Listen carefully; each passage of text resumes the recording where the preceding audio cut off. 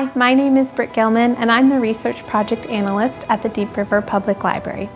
Since 2022, the Deep River Library and partners have been co-leading this local history project titled Not Born from a Virgin Forest, Deep River and Area's Earliest History. The title of this project is derived from early recorded accounts of Virginia Adams Hunt, who proposed that the area that we now call Deep River had housed families for decades prior to the arrival of the town, and therefore Deep River was not born from a virgin forest. This project was started in response to requests to expand understanding of life in our area prior to 1945.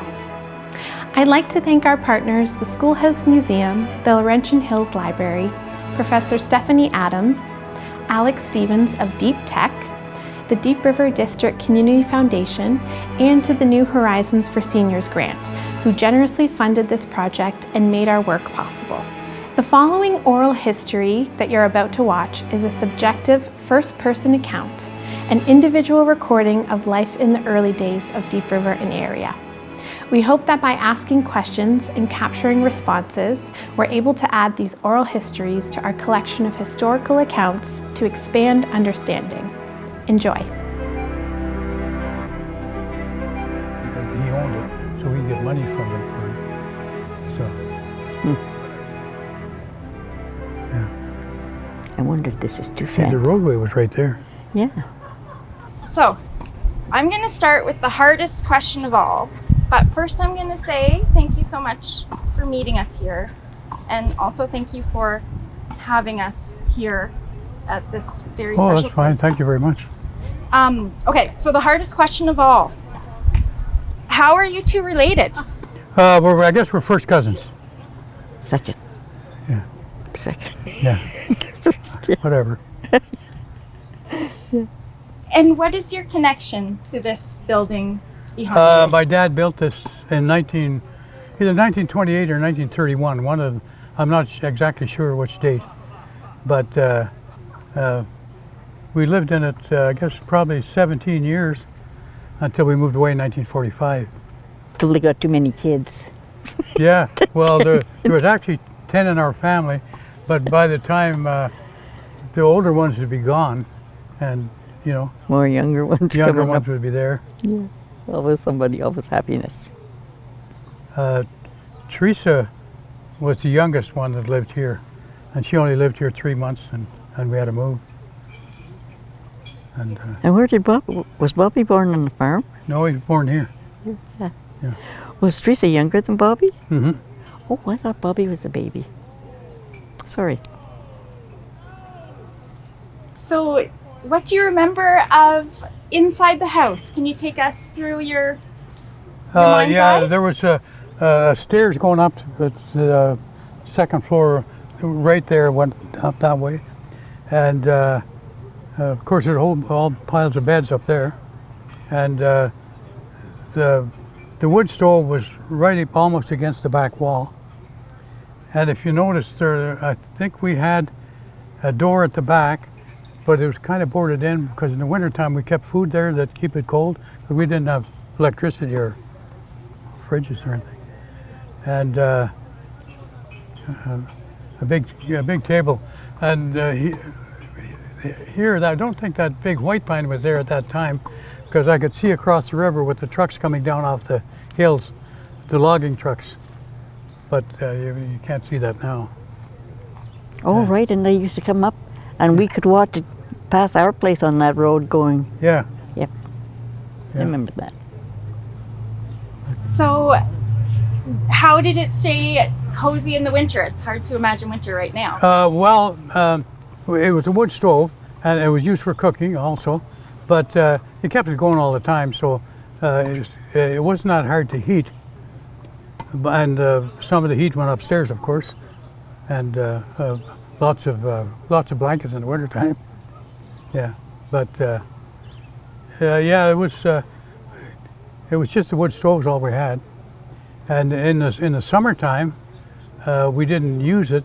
Didn't use the stove. We sometimes cooked out here, or we baked sand-baked beans in the sand over here. Like you'd build a fire, and then put an iron pot of beans underneath, and they'd cook all night. So then you didn't heat the house up. Yeah, so you could go to bed at night and sleep in the summertime. And Mom, she was able to rig an outfit on the rowboat with a fire at like 9 or 10 o'clock at night, and just be out in the shallows and spear a fish for the next day. So that was in the summertime kind of thing. So you didn't want to get too many. Natives were allowed to do that. Eh? Natives were allowed to do that. Well, I don't know if we were allowed to or not. But we did it anyways. Yeah. Yeah. But yeah, it was a different time. When the Second World War was on, the German prisoners used to come down and gather here at the river. They had the uniforms with the big moon on their backs, and they took them across into Quebec to cut logs. And I would slide. There used to be a little bit more of a hill here. I would slide down, and they would take me on the hand sleigh and run me around my grandfather's house and back again. They're really nice guys.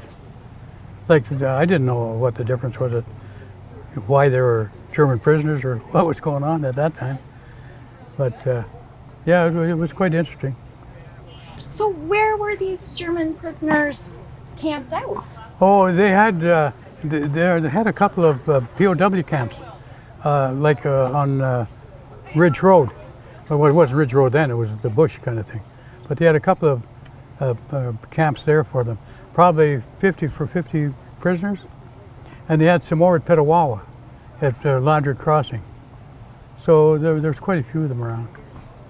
So making friends with them might have made the war kind of come to home a little bit more. I suppose, but when you're young, you don't really think of the war so much. You don't. Of course, there wasn't hardly any communication at that time. Like you might have a radio for a little bit, then the battery would go dead. You never have the radio again for another month until you could get another battery. So that was funny like that. So Clara, after listening to Henry's description of this home, does that sound like your home? There was only 3 of us. Mom and Dad only had Annie, was the eldest, I was second, and my younger sister, Ida, was third. Only 3 of us. And we never had the exciting stuff of having the men drive us around like that. Mom allowed us to look through the window and watch the trucks passing. Don't go near the road. It was just, well, we were girls, Girls weren't allowed to go near the road where there was soldiers and stuff. Yeah. Anyways, it was. Well, I was just telling the kids about bringing milk. Mom, we had cows, so Mom would give milk to. There was a doctor that had a cottage right by the school. Remember Dr. Green? Greenwood. Greenwood? Yeah. Yes. He was a doctor, and Mom would give him fresh milk. So we had to bring it over to him from our place to his place. And there was an orange on the well. So I brought him the quart of milk, and he wasn't there, so we were just told to put it on the well. So we put it on the well, and I took the orange, and I went home. And Mom said, "Did Mr. Greenwood give you that?" And I said, "No, Mom. He left it on the well for me." He said, "You take it right back, and you tell them you took it." He said, "That was stealing." So I had to go. The most embarrassing thing in my life was to bring that orange back to that man and say, "I took this. Mom said I stole it." So he took it and didn't give it back to me. And she was so happy. I was just embarrassed. I think that was the only thing I ever stole in my life. It's an orange. Oh, Mother drilled into me. That was a sin. I was stealing. Oh, jeez. Kid, I was only about 5.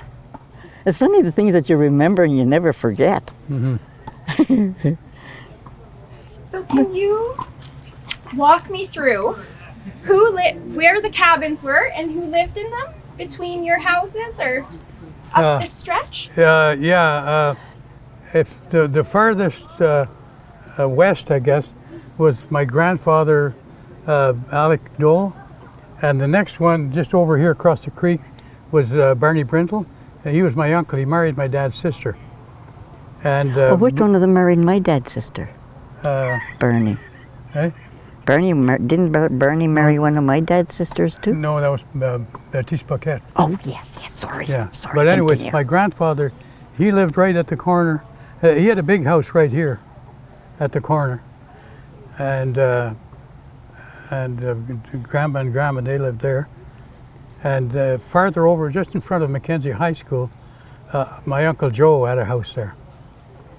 And then after that, it was Dave Pilo, and then you. And then you right at the backstop. On the backstop, yeah. That's where I was born. Yeah. And there was a place where the road took a turn to the right, and before you took a left up the hill, where the community center is, Maxime had a house there. That was your dad's brother. Yeah. But it was down when I remember it was down. I don't remember him at all. It was down by that time.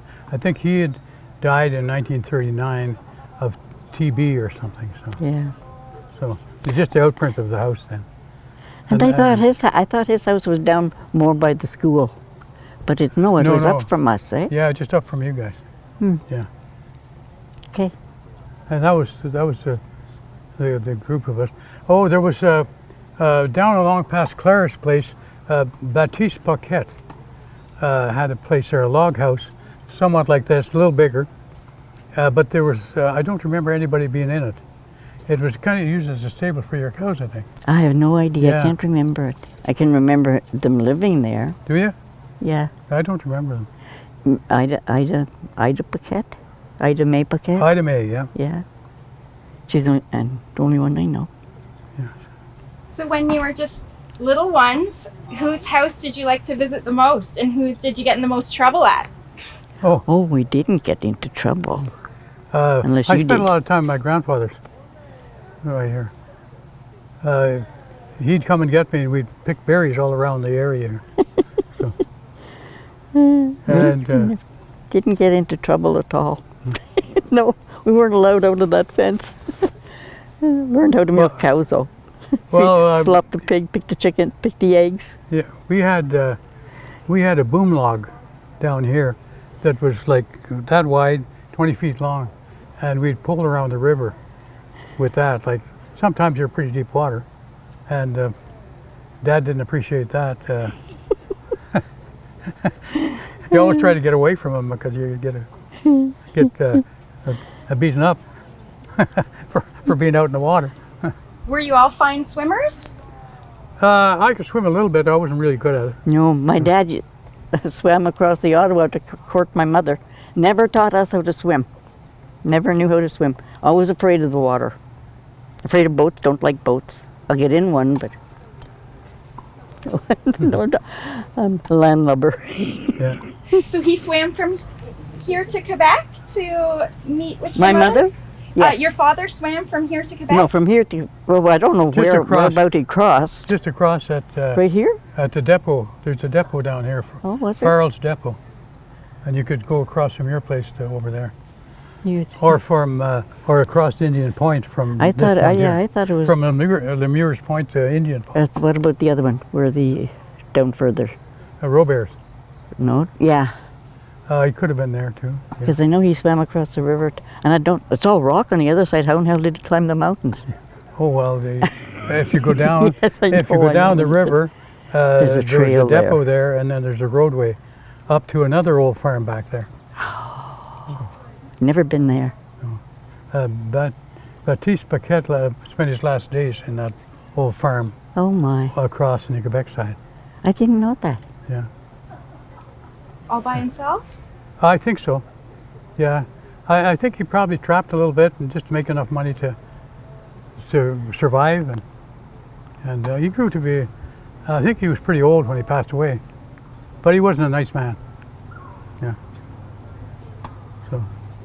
Was that a common story that the men would trap to make a living for their families? That's what my dad did when we were here.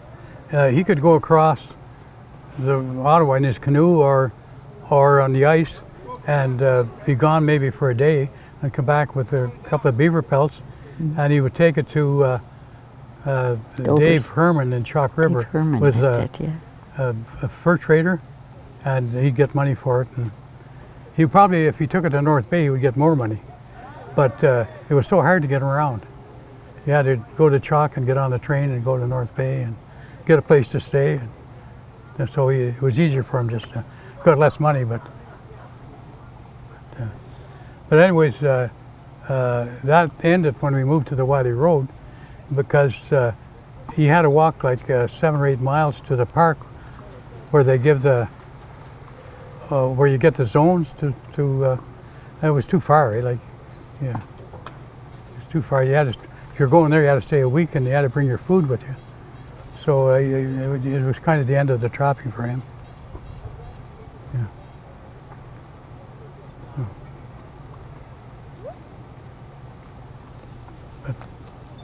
But there was lots of logging across the river at that time when we were kids here.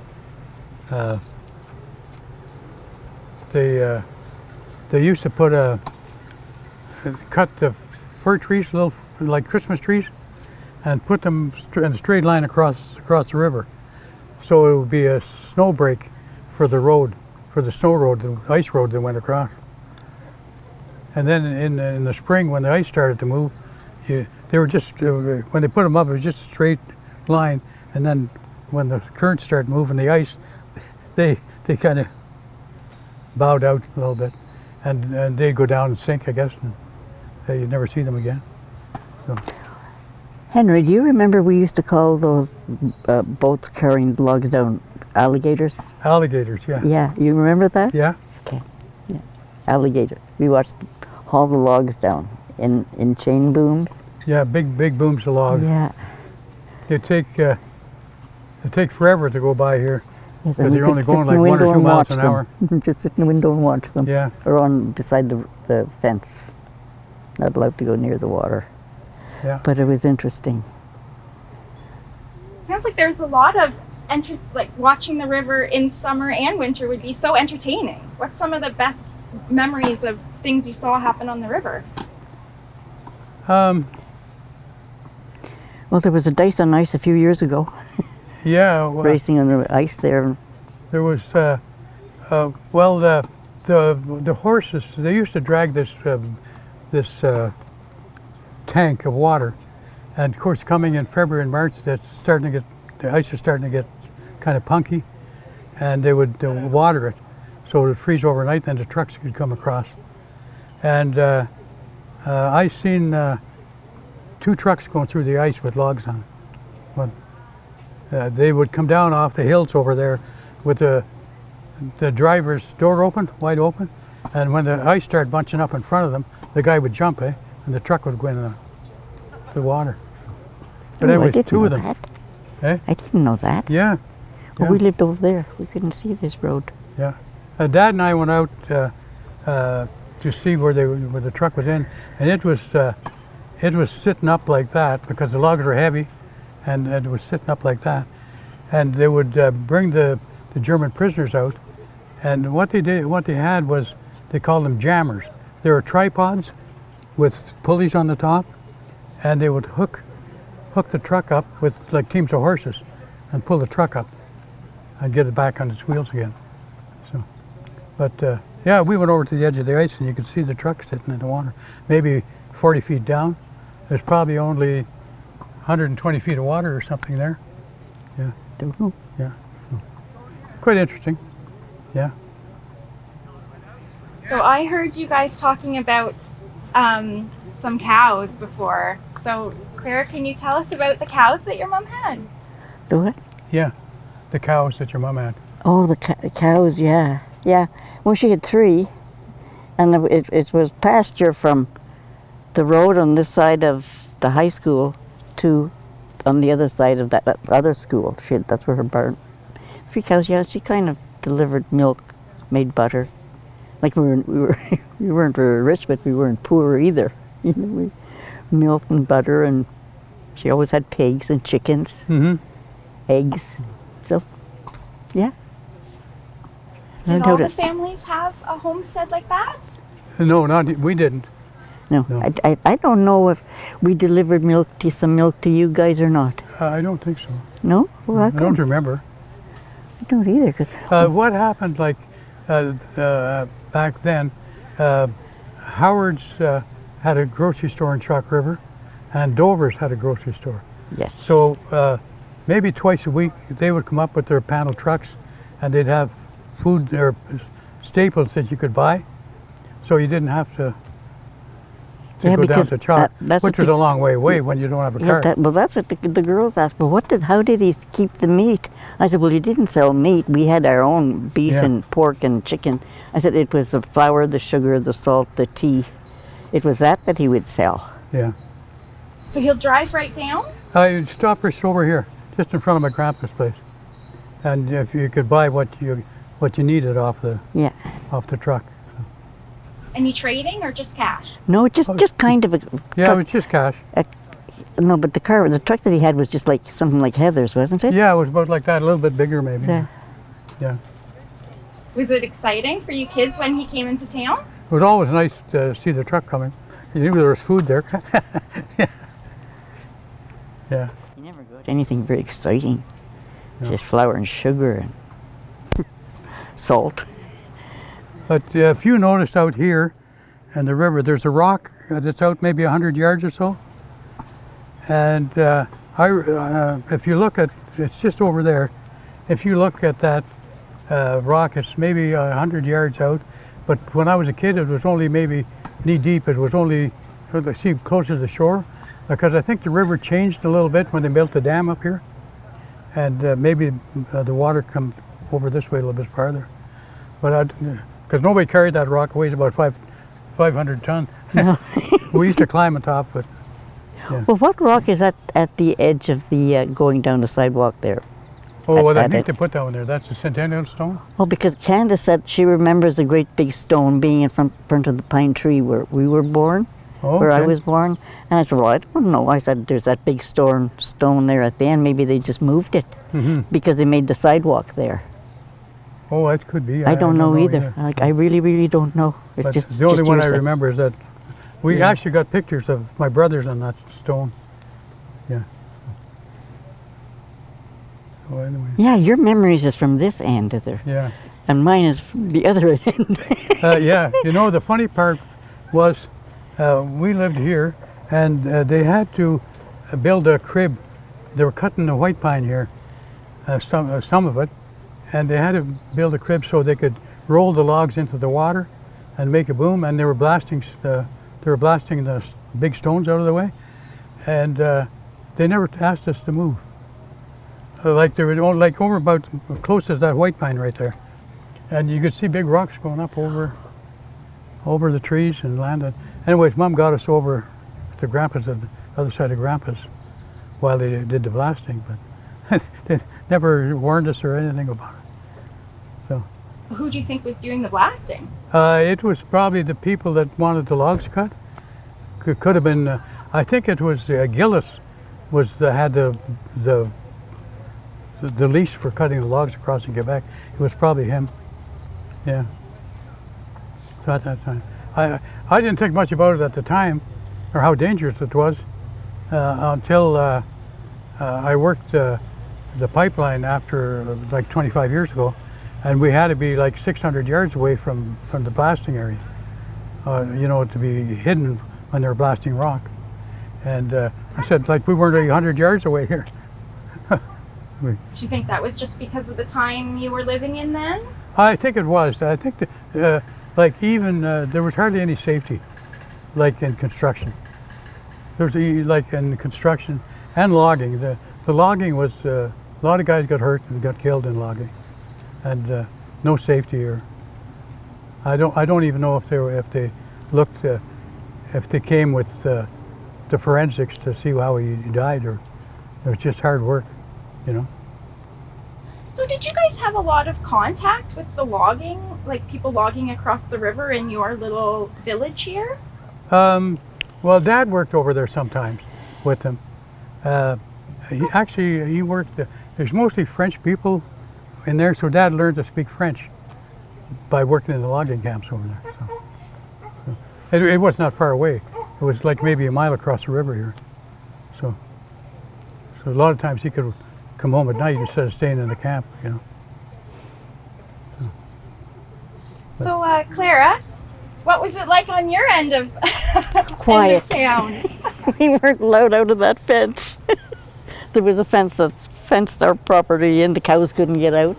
Every now and again they would get out though. But it was, well, I can't remember you guys ever coming over to play, but Nancy came over and played, and I don't know if Virginia did or not. I don't know. I don't know. I know Nancy and used to come over here to play. And play with you once in too? a while, Oh. but Gibby didn't. Edmund was too young. Yeah, yeah. And Edith wasn't born yet. no. No, it was not very much exciting going on my end over there. What would you play when the kids got together? Oh my goodness, I still cry every time I go there, you know, because that's where I was born, and it's so much the same. Hi, how are you? Oh. But we moved up to the bush, and it was okay. Could I start again, Clara? I just didn't hear. What did you kids play when you all got together? What did we do when we all got together? Well, mostly said the beads. We said our beads. Yeah, the always. rosary. Yeah. But in the summertime, we just played in the yard, I guess. Didn't do anything too exciting because we weren't allowed to the water. My mom couldn't swim. My dad was off tramping, so we weren't allowed to go to the water. And Aunt Vic couldn't swim. Aunt Mary couldn't swim, I don't think. Yeah, she could swim. She could yeah. swim? Oh, how come we never come over My here then? sister and our cousin from Pembroke used to swim from Indian Point to that point over here, which now it's called the Muir's Point, Rubbery. Jeepers. Beach. And not very often do they have a boat with them, but No. now you have to have a boat with you if you're I wonder swimming. how deep the water is out here middle. It's probably over 100 feet. Oh my goodness. If I go over my ankles, I'm nervous. Could never swim. So being in this place, are you guys having lots of memories about your parents and siblings in early years? Yeah. Well, we walked up to. I did for 1 year before we had to move to the Wadi Road, and there was a school up there. You know where Abby Hogue lives now? Well, there's a school right there, and That's where we started. that's where we started the school there. Yeah. And You had to walk there yeah, from here? yeah. And we walked from where Granny's house is to that school. And then after we moved up there to the Wiley Road, then they opened the St. Mary's School down here, so Yes, we had to we had walk to back walk. again. Yeah, yeah. Leave home at 8 o'clock in the morning to get there at 9. Yeah. So, Uncle Henry, was there a settlement on the other side of the river too, or no? No. No? No, well, up here they had, up the river here, maybe a couple of miles, they had what they called a depot for the loggers. They had food and what they needed in the logging camps. And there was another one down here was Farrell's depot, was maybe 5 miles apart. And the roads went up into the bush from there. So they could come down there and get what they needed. Maybe cigarettes and tobacco and whatever.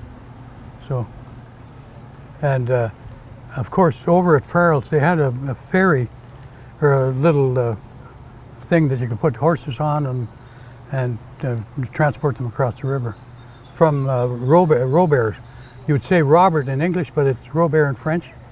And they would go across. And sometimes up here too, at Walker's. Never had horses. Don't know about them transporting them across the river. Yeah, The cows were allowed in the fence. eh? I say our cows were always allowed in the fence, never had horses down Oh, here. no, but the loggers. Oh, with the their horses. loggers. Oh my goodness. The loggers sakes. would have to bring Yeah, their horses yeah. across. My grandfather, Alec Dole, he moved here from about 3 miles up the river. And he put his house on a raft and brought it down the river, but he couldn't pull it in. He couldn't steer it in because it's too heavy. So my mother went over and got Americans with the big motorboats, and they pulled him in, and he built it right about here, right about this place right here. But it wasn't cleared off like as good as this now, then. But anyways, he lived here till 1945. And then, of course, he moved to Pembroke with his son in Pembroke, and he passed away in March of 1945. So he was quite old. He was like in his 90s, I imagine, at that time. So being asked to leave at that stage of life must have been very difficult. I'm sure it was. Like with us, we were kids and we didn't, I mean, everybody was poor, so you didn't realize anything. We always thought it was fun around here. Yeah. And you were mentioning about moving day, coming down and the families helping each other move. Yes. See, Barney Brindle's place was right over there, about a couple 100 feet. And there was this creek was when you're a kid, you think it's a big ditch, but it wasn't probably that big when you see it now. And we'd come over and help move stuff out and what we could do, what I could do. It wasn't very much, probably. Do you remember the mood of that day? I think the moving day was exciting for us, but the bad times were when we got I remember Mom and Dad talking about having to move, and at that time it was maybe months before, and then as the time came, then you were used to it. So, but I think they're pretty sad when we knew we had to move.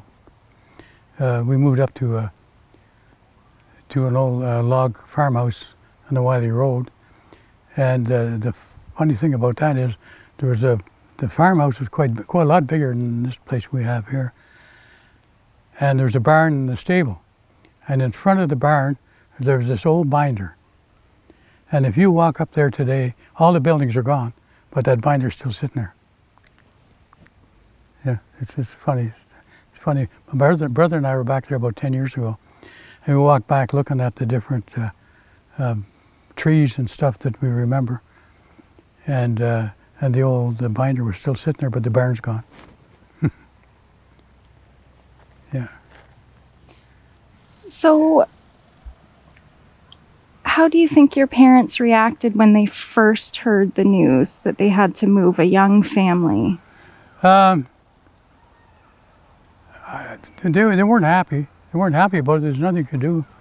And my grandfather, I imagine it would have been harder on him, but he passed away in the end of January 1944. So with heart problems. And my grandmother was still alive, and she moved with us, but she was blind.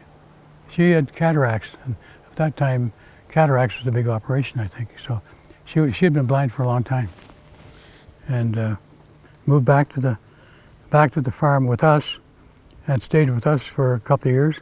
And my uncle, my dad's younger brother, he was in the army during the war, and he was away quite a time, so Grandma stayed with us.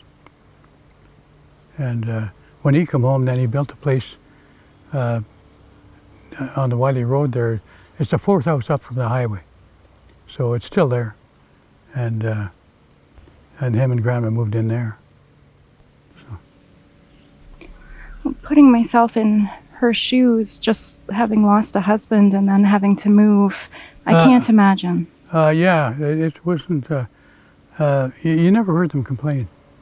They just didn't complain. You never heard anybody, or at least not in front of us. So. Could you imagine what the conversations out of your ears would have been like? Well, it's hard to say what they were thinking at the time. There was more property up at the other place for farming. Like Dad always had a big potato field, so he could get some money from. I think one time and one of the things, he had 100 bags of potatoes. So I don't know, he sold them, but we kept enough for us, but sold them, and that was money coming in. And then he would carry his canoe back to the river, down Bombers Bay Road, and go across and trap for a week and come out, and then come out with some furs. So like this was after September, of course. So like Dad, he worked at the plant, but when the fall came, the call of the wild kind of got him, and he'd be looking across at the Quebec side, and he'd end up quitting and going across, making 57 cents an hour, where a couple of beaver skin, if you got two, it would be like $100. And if you got that in a week, which you could buy lots of groceries that time for $20, for $20. So it was quite a bit of money. And he was lucky that he had friends. This Dr. Cipriani was a scientist at the plant, and he kind of liked my dad. Anyways, when springtime came and he trapping wasn't any good anymore, he'd hire Dad back on at the plant again. So the fall came. But that happened like 3 or 4 or 5 years, and the poor Dr. Cipriani passed away with a heart attack. And then, of course, Dad, when he quit, he didn't get the job back at the plant. But he started then as working at the town, for the town of Deep River. So then that's where he retired from. But he didn't live. He didn't live very old either. He was 67. When he passed away, so. But it was a hard life. Like it was not easy, and smoked quite a bit. Everybody seemed to smoke back then. So. And you have more than a few bottles of beer once in a while. So, so it was quite a time. So I've always had a question. How did people who were forced to move, especially maybe 1 generation or 2 generations older than you who were asked to move, how did they deal with their feelings of unfairness? I think we're used to being kind of put down because we're native. I think that was. So it didn't bother you that much. A lot of the, like Dave Pilo, he was an old man. Like he was probably 90 years old in 1946 when he passed away. And he moved up to the Wiley Road, and Ciserie, and she was old, but they didn't seem to bother them, because I think Dave, in his younger days, he was all over the country trapping. So like he was like a nomad kind of thing, so it didn't bother him to move to the Wiley Road that's where he ended his life up there. He passed away from old age. But, so yeah. And Barney Brindle, he worked across the river here lots of times, which is my uncle. He married my dad's sister. And they had 2 children, Martin and Mabel. I know you might remember him as a OPP. But anyways, he worked when he quit working across fire ranging over there, he worked all across Canada as a carpenter. And he ended up in Windsor.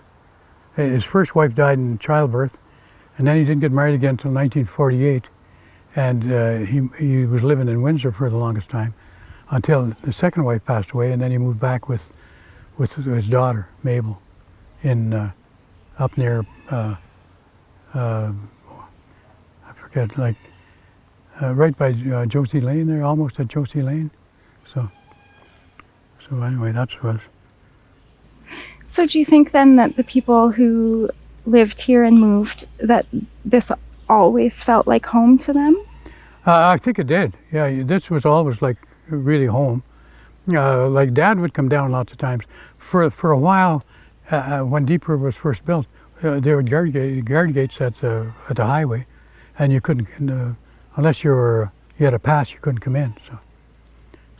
But then when they opened it up, everybody came down, and they had the grocery stores and stuff you could buy stuff from.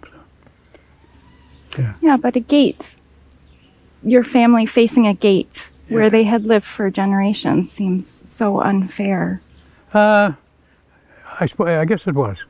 But my grandma, it didn't mind her because she was blind. It didn't bother her, but it would have bothered my grandfather. Very much it would have bothered my grandfather because he had built that big house. He had, grandma and my grandfather had 11 kids, and only 3 survived. My Uncle Joe, my dad, and my Uncle Henry. And along with the flu, the Spanish flu in the 20s, and I think a heart attack. Uncle George had a heart attack and passed away, but he lost, in that Spanish flu, they lost about 5 or 6 kids. Yeah. So it was pretty heartbreaking at that time. But then after Grandma died, or after Grandpa passed away, then my older sisters used to go over and stay with Grandma because she was by herself and she was blind and she smoked. So you had to be careful of her, you know, like her apron could take on fire. I remember her apron taking on fire one time. And my grandfather was out raking the yard, and my older brother and me were helping him, and I could hear her shouting, and she'd come out of the place, and her apron was burning, and he run and grabbed water and threw it on her apron and put her out. But I think that started his heart, because he was really moaning with pains in his chest, sitting there white as a sheet, and that was like in the summer of 1943, I guess it was. And by the January of 44, he had passed away. So like, I guess there was a lot of heartache that we didn't realize because he was always there to help Grandma when she was, you know, blind, and she could get around pretty good with her cane, but it was other things that she had to have help with. And of course, my 2 older sisters, they stayed and helped her too. And Mabel, first cousin was Mabel Brindle. She, when her mother passed away, then of course Grandma brought them up, because Barney was the father. He was gone a lot of the times, and Martin went into the army in 1940, and we was only like 17 or 18, and never come home till 46. So in Europe all that time. So.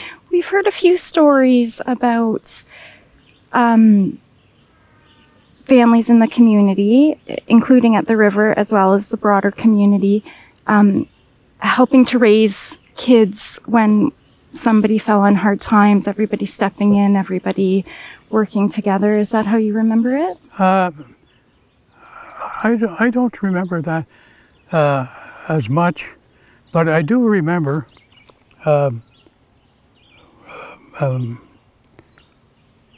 Maxime Lemure's children. They were an older group than us, and Richard, and of course when Maxime passed away in 1938 or 39, it was around the time I was born. Then his wife, I think she moved back to Ruther Glen, and then the kids kind of scattered.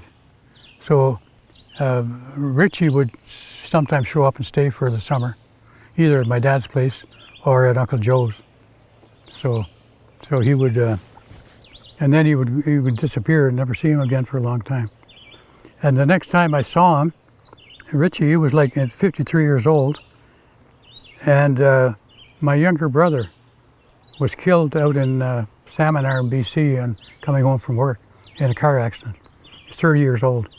Anyways, we brought the body home, and I was in Sarnia at the time, working in Sarnia, so we all ended up at my sister's place in Toronto, and we drove my 2 brothers and Richie and my family up to Deep River, where the funeral was going to be. And that was the last time I seen Richie. because Deep River was home. Yeah, yeah. But yeah, I'm sorry. we all scattered. That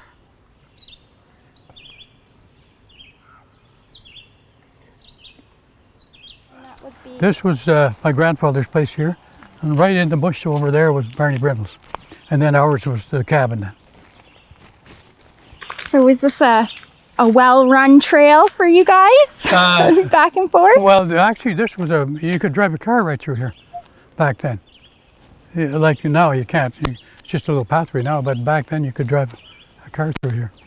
Funny story that we used to, when it came time where you could shoot deer, my mom and I would take our dog and we'd go in about here, and Dad would be up by the, you know, that opening up there below the school.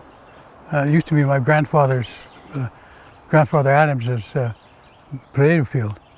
Anyways, he'd be there, and we'd chase a deer out to him, and he'd shoot it. From here, we just cut through the bush. Yeah. Teamwork. Yeah, teamwork. Yeah. Just like a pack of wolves. That's Isn't right. that how they do it? Flush them out? Yeah, well, I think they do. Yeah. What used to be here? What did this Should I road put look my like when sexy you were walk on? younger? It was this road was like better than a wagon trail. A car could go from here and go right to the wharf. What was it called? Oh, I'm not sure what There the was a name name of it, and it's was. It? Mm-hmm. Yeah, I don't remember.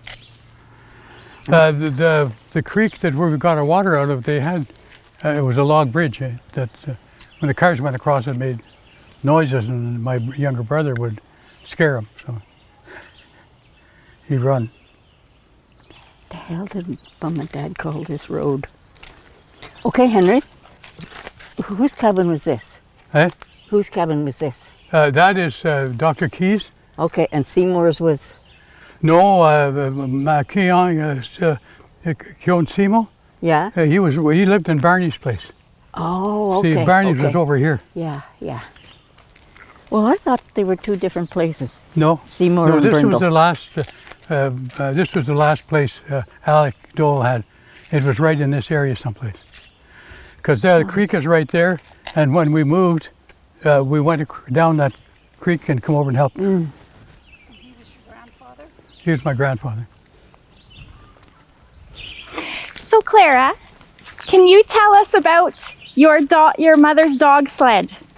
Oh, well, Jip, Fanny, and Bouncer.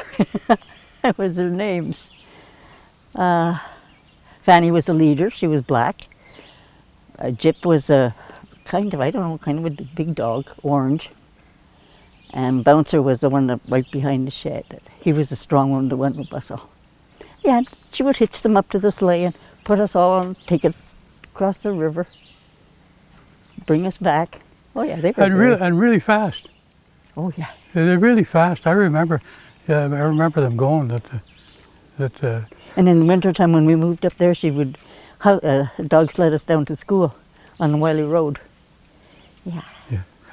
Would she bundle you up? Not more than usual, you know. We're bundled up to walk 3 miles, so walking 3 miles and on a dog sled would be the same thing, I guess. We had to be dressed warm to walk that distance. Yeah, we did, yeah. Now, were these dogs allowed in the house? Sometimes they were. I don't know. No, they were fed outside. And they had a long chain. Apart, you know, where they wouldn't get all tangled. No, they weren't allowed in the house. Only the pet one. Lassie. She was a small little dog. She was our pet. Remember Lassie? Yep. What made Lassie so special? What made Lassie so special? Remember Lassie, Big Lassie? She was a spitting image, only miniature. Orange and white, furry. Very, very, very cute. Very well behaved. Had lots of babies. Did most families have dogs? Eh? Did most families have dogs in we the village? Did. We always did. Yeah, we all just had the one dog. Hound. Eh? Was it a hound that chased deer? We did have them for a couple of years, But we had Trixie that Oh, lived to yes, be. the little black one. Yeah, it was a sister of your last, Yeah. or a brother to your. And it was a good hunting dog. Yeah, there was not very many people living up our way. No, There was that moved from here. It moved from deep up home. just you and us, I guess. Yeah. And then Vic and Uncle Joe moved to just off the highway. Yeah, And Uncle Henry was just a little bit in. Of course, he was in the army. yeah.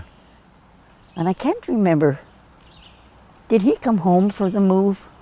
I don't think so. I don't think so either. No, he was in the army till 1946. I'm not sure if he was if they stayed over in Europe. You know, for what do they call that? Armistice? After to stay there, like the army had to stay so many soldiers. Being on guard? Yeah, something like that. I forget what there's a name for it. But no, he came out. He was finished in 1946. Then he came to live with us on the farm up there, Yeah. and then he built a place down about 4 houses up from the highway, and Graham and him moved there. So he got home from the war to find out that his family had been kicked out of their house. Yeah, I think he knew about it, but he couldn't do anything about it.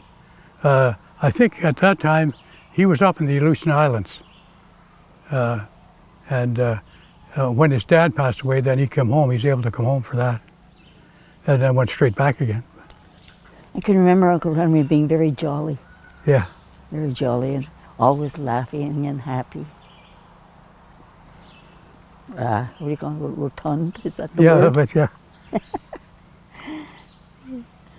Sounds like there's a lot of happy memories. Oh yeah, there's not very many sad ones.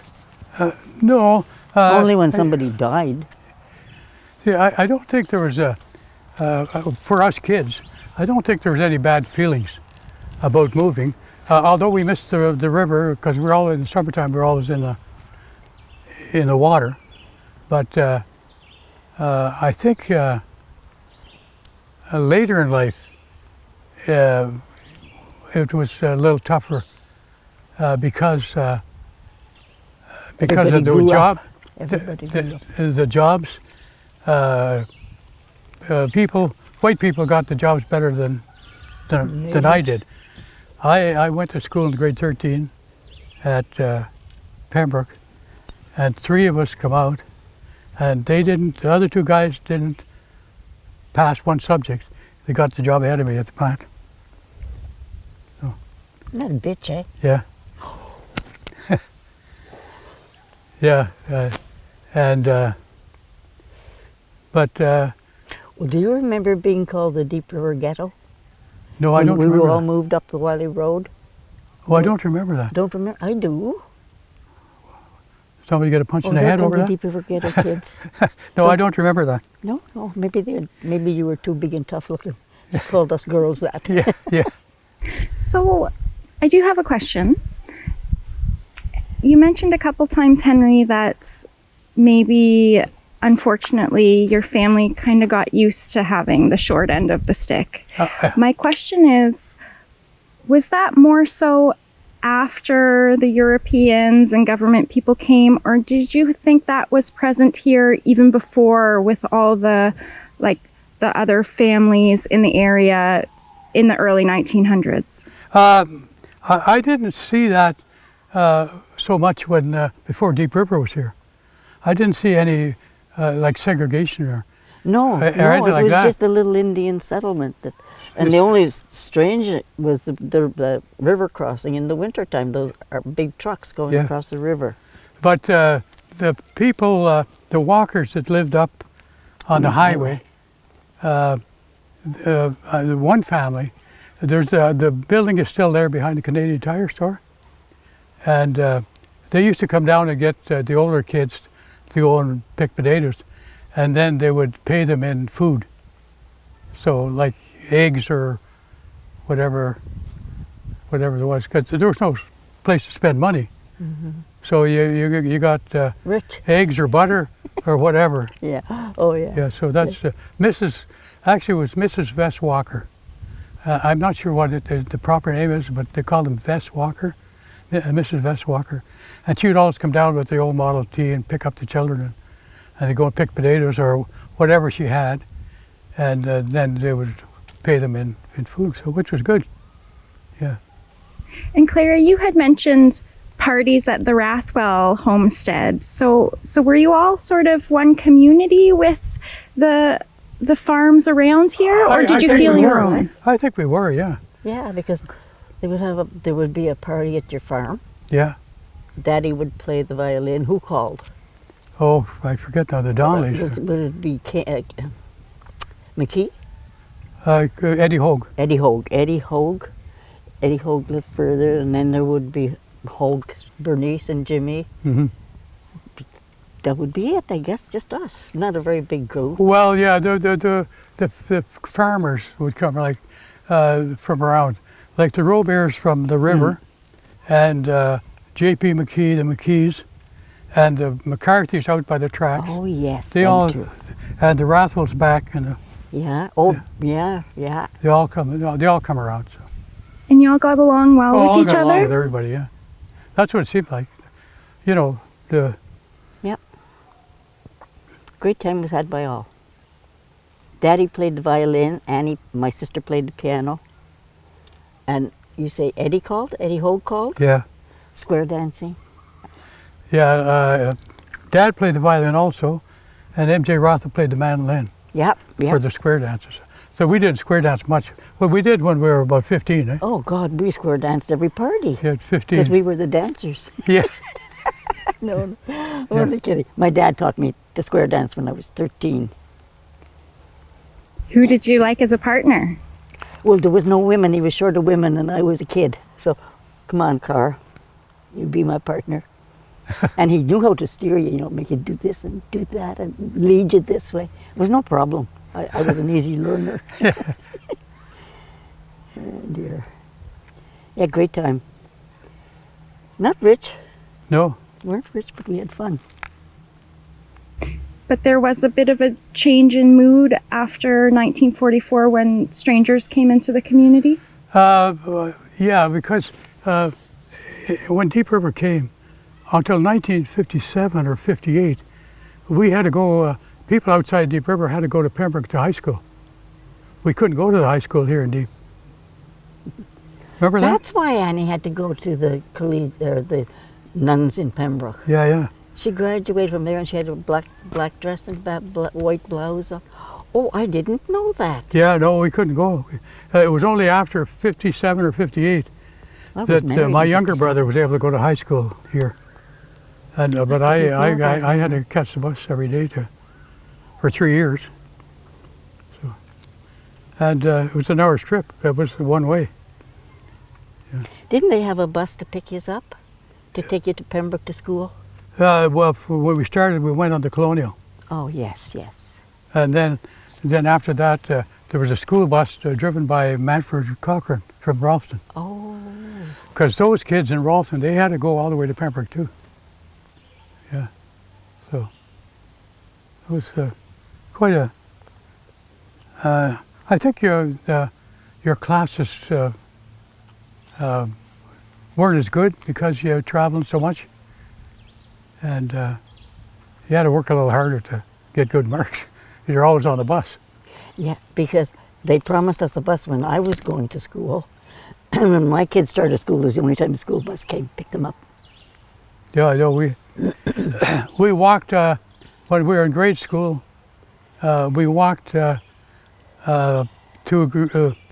Gleason's Lane. It was usually the only tracks of a sleigh. It wasn't plowed, so you walked on the tracks. Remember that? You remember that? Mom would take the sleigh dogs and break the trail. Sometimes she would break the trail through the bush and come out at the church, wouldn't she? Oh yeah, yeah. Wasn't that how it went? Went in at Bernice's and We went across there. Rathwell and across the bush, Across the creek. across the creek, yeah. Yeah. And if not, then we went in at Uncle Joe's and walked the bush to Uncle Joe, there was a trail back there too that we came out of the church. Right. We knew that bush inside out. Only because Mom said, don't walk on the road.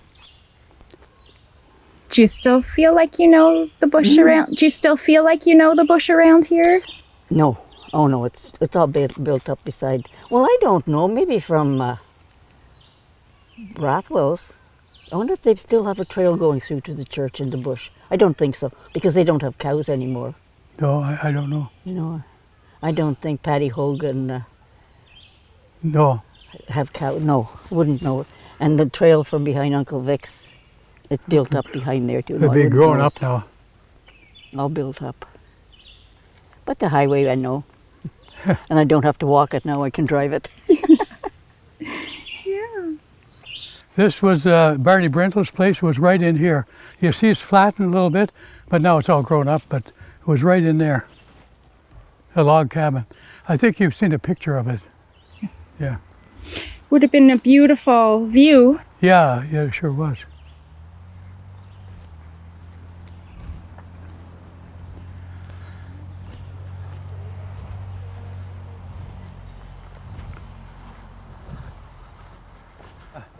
This is the creek where we got our water.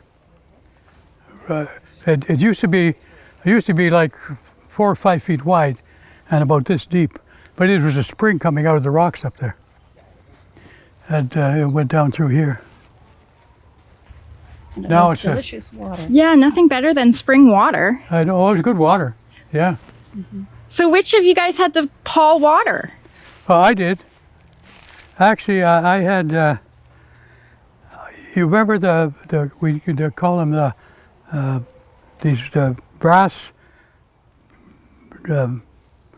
tubs or something that used to be like about like that, about this deep. Well, we have to come down here and fill it up and drag it on the sleigh up to the house. So you'll crack the ice. Yeah. There's always chop a hole in the ice, and get the water, and drag it up. I remember dragging it up and my feet slipping and hit my mouth on the ice. There was a lot of wine in there for a while. That tub that you talked about was that like a boiler? That's what they call a boiler. Yes, and you put it on the stove to heat the water Yeah. to wash with. Yeah, wash the clothes and everything. Yeah. So it was. Sounds heavy. I'm amazed at that little creek, but it's the houses up. This changes. There's more water going through that one up there. And it used to be more water here than that one. Yeah, funny, eh? Did the other houses have a creek that were down further towards Clara? I think Grandpa had a well. Grandpa had a well, and I'm not sure about Clara or Uncle Joe. I'm sure. I know that Dave Pilo, the ground is different there now, but there was kind of a ditch that came down there, and they had a little thing dug in the side of the bank, and it was always cold because the water was running, and they would keep some food in there just like a fridge almost, so for a long time. It's funny how you remember those things, but yeah. But now if you go by there, if you go out to the water, and you'll see a little stream still coming out, and you'll know that there was a creek there, a bigger creek there at one time. Yeah. Yeah. You can remember what it feels like, I bet. Yeah. Yeah. But yeah, it was. It's strange how things change over a number of years. Did Auntie Vivian tell you what she said? I'm going to rat you out. Tell me. She said, you called Uncle Henry handsome and now he won't shut up. Oh, I spit my gum out. Yeah. But we walked, my brother and I, in 1959, and a friend walked in at the Quebec side about 5 miles to fish, and they were drinking, I wasn't, and they're eating mushrooms off the side of the hill, and I thought, they're going to friggin' die and leave me in here, and I'll be lost the rest of my life. But I know mushrooms is one thing I never messed with. no. And you'd think we would know what kind are good and what kind are not, but Those look evil, don't touch them. Oh, I will touch them. Do you eat normal mushrooms, like with steak and mushrooms? I do when I buy them out of the store. Yeah.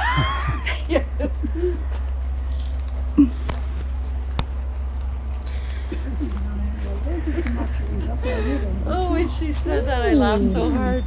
She called him handsome, now he won't shut up.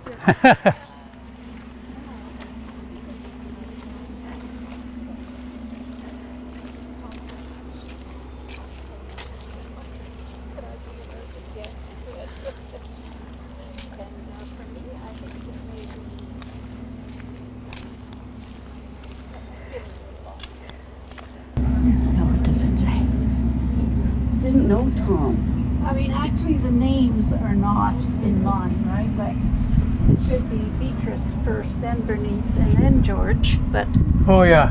yeah, And didn't you say, Mom, there was a Christopher or something? No. That was Aunt Vic's Irene.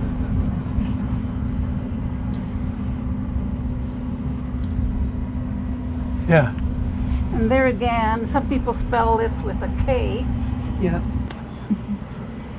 but the names are all there. That's fine, but they're just not in order The proper order. of age. Now, you know what Mom thought? Is that this was his middle name, not last name. And that's why a lot of people took Yeah, yeah. Adams, because Yeah. his name was David Adams Lucas was the last name. Isn't that what you said? Yeah, I think so. I think the great. His name was Ben the- Adams. the we always great, called him Uncle Ben Adams. yeah, the great grandfather, or Ben Adams' father, was from East Prussia in Germany, and his name was Adam Lucas. Ah. That was his name. Oh, yeah. So that's how we got mixed up. With Ben Adams. Ben Adams, Adams boys, always went Adams boys, Yeah. and they ended up as being Yeah. Adams. And then he married, Ben Adams married Daddy's sister. Yeah, the oldest one, Annie Jane. Yeah. Yeah. What do you think of this final sentence? Can you read it out, Heather? In 1945, the family moved to the Wiley Road area. Their names continued to be a part of the heritage of the community. They were sort of Forced forcefully to move. moved. Yeah. Yeah.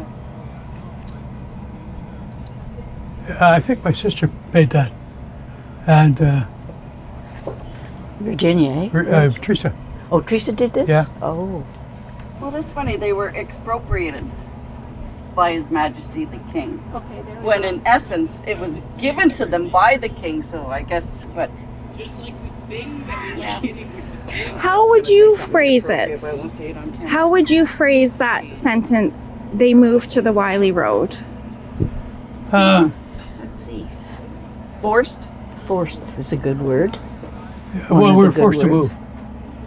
They weren't given any choice. Forced have to it. move, but not forced to move to the Wiley Road. You Yeah. could Yes, move yes. elsewhere, Yeah. but you were. Well, they wanted I don't to. know how to say that nicely. Well, they You wanted were- to send us to the Indian Reserve. Oh, is that right? That's where they wanted my mom and dad to go, and Mom said no. Yeah.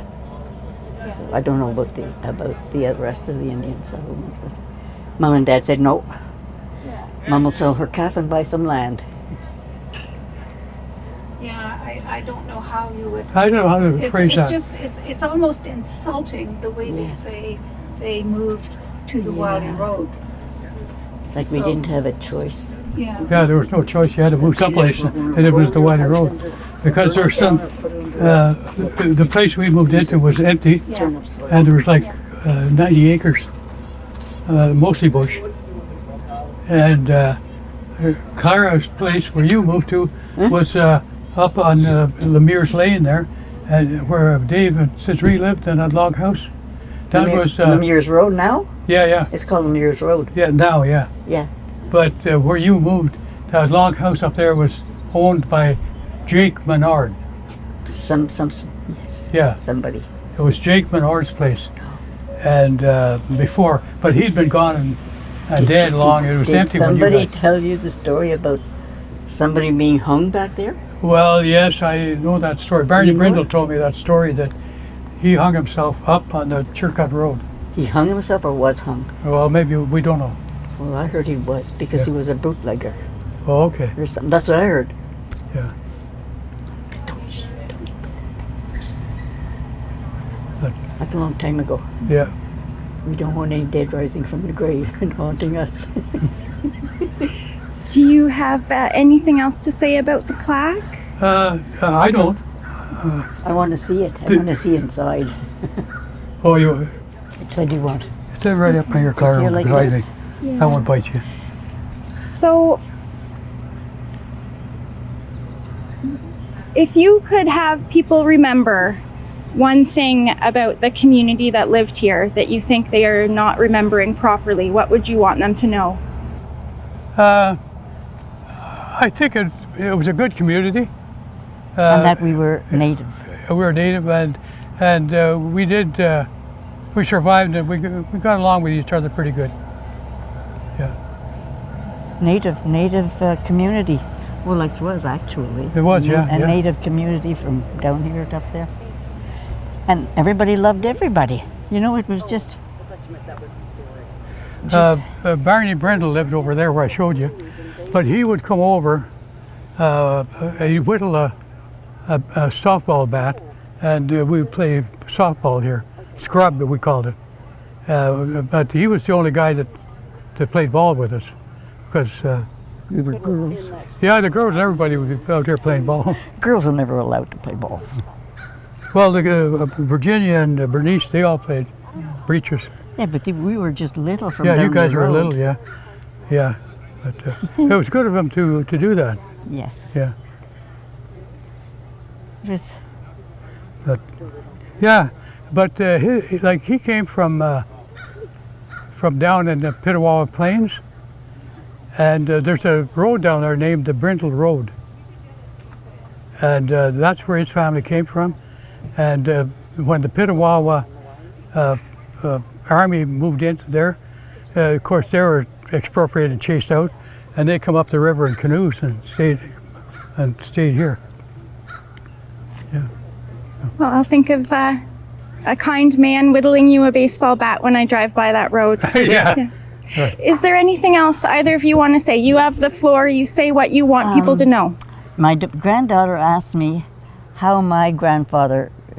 where my grandfather came from and how he got to Deep River to own this land. And I said, well, he come from Oka, down by Ottawa River. Oka No, Montreal? Montreal, someplace around there, yeah. I said, and he canoed up the Ottawa River and parked his canoe here. And then the king, I guess, I don't know, met him and said, here, Indian man, take this land. No, he was, I read where he was a trapper, and he was able to make enough money to pay for 70 acres here Oh. in 1904, I think it was. Well, I know he did paddle up the Yeah, Ottawa yeah. to here. I Because never that's the knew only it. way you could do it. Yeah. It was the 401 of that time, the Ottawa River. Canoes. Because Pierre Trudeau and two of his buddies went by here in 1942, and when they went across Canada on their canoe trip during the war, mind you. I won't say any more about that. Any final words? Well, I just have to thank you all for Yeah, having us. thank you for taking the interest. Yeah. Thanks for. I hope Thanks we for- got everything right. Yeah, I think we did. Thank you for sharing what's in your heart. It's not always easy to do, and we'll do our absolute best with it. Oh yeah. We got a big heart. We got lots of heart to give. Yeah, you do. Yeah. Thank well, you. Well, thanks again. Thank you, Thank you guys. very much. Thank you.